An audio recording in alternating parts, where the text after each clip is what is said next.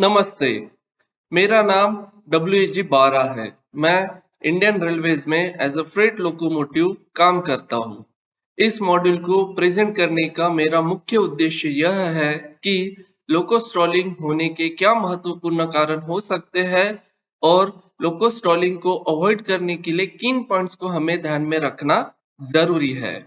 इस मॉड्यूल का उद्देश्य लोको पायलट को ट्रेन स्टॉलिंग के कारणों और समाधानों के बारे में मार्गदर्शन प्रदान करना है और हॉलिक चार्ट को कैसे पढ़ना है यह देखना है।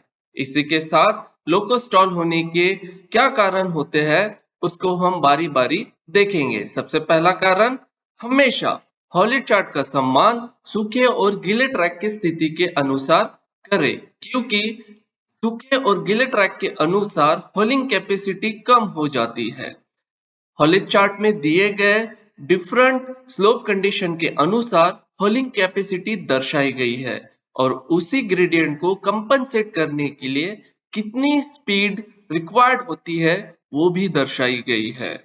दूसरा कारण, हॉलिंग चार्ट में ग्रेडियंट के अनुसार निर्धारित भार से अधिक भार ले जाने से हमें बचना है। तीसरा कारण, यदि हॉलिक चार्ट के अनुसार भार अधिक है तो बैंकर या हेल्पर की आवश्यकता हो सकती है। चौथा कारण, किसी भी ग्रेडियंट को पार करने के लिए अटैकिंग स्पीड बनाए रखना जरूरी है। पांचवा कारण, यदि एक या एक से अधिक टीसीयू आइसोलेट है तो लोकोहॉलिक क्षमता कम हो जाएगी। स्टॉलिंग से बचने के लिए हॉलिक चार्ट के अनुसार ही हमें कार्य करना है। छठा कारण, स्लिप स्लाइड के दौरान ट्रैक्टिव एफर्ट को मैनुअल रूप से थ्रॉटल द्वारा कम ना करें। ऐसा करने पर किसी भी ग्रेडियंट को कंपनसेट करने के लिए जो लोको स्पीड रिक्वायर्ड होती है वो मेंटेन नहीं हो पाएगी। इसीलिए थ्रॉटल को कम ना करें। लोको आवश्यकता अनुसार ट्रैक्टिव एफर्ट बनाए रखेगा। इसी के साथ अभी हम देखेंगे कि जब भी हम लोको का चार्ज लेते हैं तो कोई भी जर्नी स्टार्ट होने से पहले ही लोको पायलट यह सुनिश्चित कर सकते हैं कि बैंकर रिक्वायर्ड है या नहीं है। उसके लिए हमें डीडीओ स्क्रीन में कुछ ट्रेन इंफॉर्मेशन इनपुट करनी होती है, जैसे कि train ID, pilot ID, हॉलिंग load and number of wagons हम इनपुट करेंगे। WG12 का हॉलिंग कैपेसिटी लेवल ट्रैक पे 7600 टन है। जब हम ट्रेन का चार्ज लेते हैं तो हॉलेज लोड और नंबर ऑफ वैगन्स का एंट्री करना मैंडेटरी है। इसके अलावा अगर लोको पायलट बैंकर की जानकारी पता करना चाहते हैं कि वो रिक्वायर्ड है या नहीं, इसके लिए एडिशनल पैरामीटर्स हमें इनपुट करना जरूरी है, जैसे कि अब आपको डिफाइन करना पड़ेगा। स्लोप यानी कि ग्रेडियंट यानी कि रूलिंग ग्रेडियंट हमें डिफाइन करना पड़ेगा। ट्रैक की कंडीशन, क्या वो ड्राई है या वेट है, यह हमें डिफाइन करना पड़ेगा। उसी के अकॉर्डिंग लोको हॉलेज कैपेसिटी यहाँ पे दर्शाएगा। इसी के साथ वेट ऑफ द ट्रेन लोको का जितना भी है उसको हॉलेज कैपेसिटी के साथ कंपेयर किया जाएगा। अगर wait of the train haulage capacity से कम है तो वेट ऑफ द ट्रेन का बॉक्स ग्रीन इंडिकेट होगा। इसका मतलब यह है कि हमें बैंकर की आवश्यकता नहीं रहेगी। इसी के साथ अगर हम उदाहरण तौर पे हॉलिंग लोड 5600 टन इनपुट करते हैं तो और नंबर ऑफ वैगन्स 50 एंटर करते हैं तो वेट ऑफ द ट्रेन आ जाएगा 5780 टन, जो कि ट्रेन वेट है प्लस लोड वेट है। इस रीडिंग के अनुसार जो लोड हम लेकर जा रहे हैं वो मैक्सिमम कैपेसिटी से कम है, तो wait of the train green indicate होगा। इसका मतलब ये ट्रेन इस लोड के साथ लेवल ट्रैक पर बहुत आराम से चलेगा। इसी कंडीशन में आगे अगर कोई ग्रेडियंट है तो उसका डिटेल इसे स्क्रीन पे डालना होगा, जैसे कि कितनी डिग्री का कर्व है, कितना ग्रेडियंट है और ट्रैक का कंडीशन सूखा है या गीला है। उदाहरण के तौर पे 1/150 का ग्रेडियंट एंटर करते हैं और ड्राई ट्रैक सिलेक्ट करते हैं, तो हॉलेज कैपेसिटी वाले बॉक्स में मैक्सिमम कैपेसिटी 7600 टन से रिड्यूस होके 6000 टन आ जाएगा। वे वेट ऑफ द ट्रेन से ज्यादा है, जिस कारण से गाड़ी बहुत आराम से चलेगा। यही अगर 1/150 के ट्रैक गीला है यानी वेट है, तो हॉलेज कैपेसिटी आ जाएगी 3739 टन, जिस कारण से maximum haulage capacity wait of the train से कम हो जाएगा। इस इंडिकेशन को में वेट ऑफ द ट्रेन का इंडिकेशन लाल हो जाएगा। इस लाल इंडिकेशन का मतलब है अगर इस ग्रेडियंट में ट्रेन खड़ी हो गई तो बैंकर की जरूरत पड़ सकती है। इसी के अलावा संभवतः इस अवस्था में अतिरिक्त घटकों का प्रभाव ध्यान में रखना जरूरी है, जैसे कि ग्रेडियंट में एंट्री की अटैकिंग स्पीड, पहिया और ट्रैक के बीच चिपका, मैनुअल से थ्रॉटल को कम ना करना इत्यादि का ध्यान रखना जरूरी है। अगर इस अवस्था में ग्रेडियंट एंट्री की स्पीड बेहतर रखी है तो लोको इस ग्रेडियंट को संभवतः पार कर लेगा। यह जरूरी नहीं है कि ट्रेन इंफॉर्मेशन डालने के बाद वेट ऑफ द ट्रेन अगर रेड है तो बैंकर की आवश्यकता हमेशा रहेगी ही, लेकिन अगर किसी भी कारण से लोको ग्रेडियंट से पहले खड़ा हो जाता है तो बैंकर आवश्यक रहेगा। अभी हम practically train configuration DDU screen में इनपुट करेंगे। सबसे पहले ट्रेन आईडी पे हम क्लिक करेंगे और ट्रेन आईडी इनपुट करेंगे।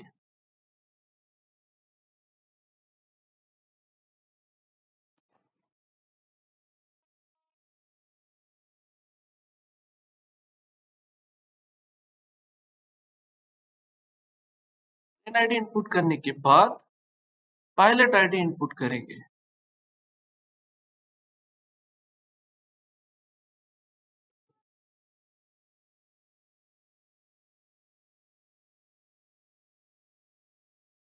फिर हॉलिंग लोड एंटर करेंगे।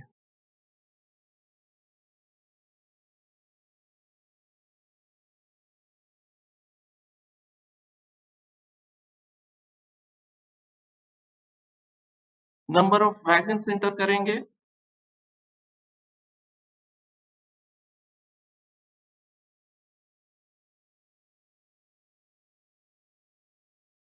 नंबर ऑफ वैगन्स एंटर करने के बाद जैसे कि आप देख रहे हो हॉलिंग कैपेसिटी यहाँ पे आपको 7600 टन दिखाई दे रही है। उसी के अनुसार हॉलिंग लोड जो आपने एंटर किया है 4500 ton plus loco weight that is 180 ton, वो कैलकुलेट होके डीडीयू स्क्रीन पे वेट ऑफ द ट्रेन आपको 4680 टन दर्शाया जा रहा है, जो कि ग्रीन कलर में है। ऐसा इसलिए क्योंकि wait of the train haulage capacity के कंपैरिजन में कम है। अगर डीडीयू स्क्रीन पे weight of the train green है, इसका मतलब हमें बैंकर की रिक्वायरमेंट नहीं है।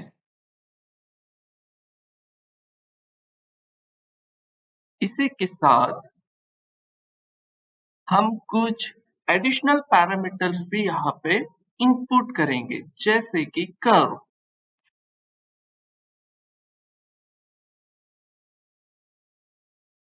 देन स्लोप एंटर करेंगे।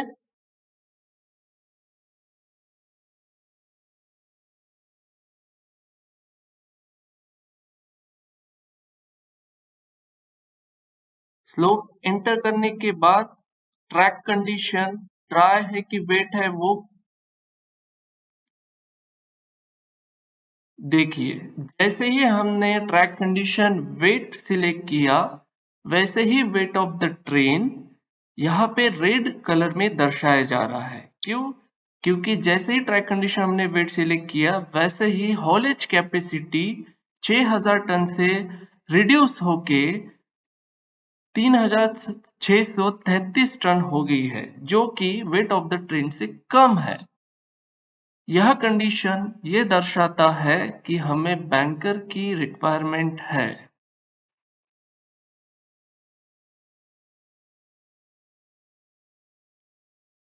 यही इसी कंडीशन में अगर हम ड्राई सिलेक्ट करते हैं, जैसे ही ड्राई सिलेक्ट करेंगे वैसे ही वेट ऑफ द ट्रेन यहाँ पे ग्रीन हो जाता है, क्योंकि हॉलेज कैपेसिटी यहाँ पे बढ़कर 5844 टन हो जाती है।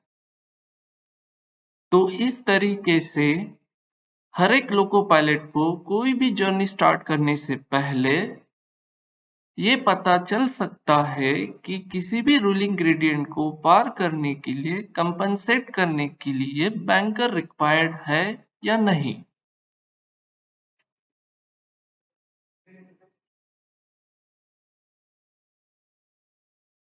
आइए समझते हैं WG12 के होले चार्ट को कैसे देखना है और इस पैरामीटर के हिसाब से लोगों को हम बेस्ट तरीके से कैसे किसी ग्रेडियंट में चला सकते हैं।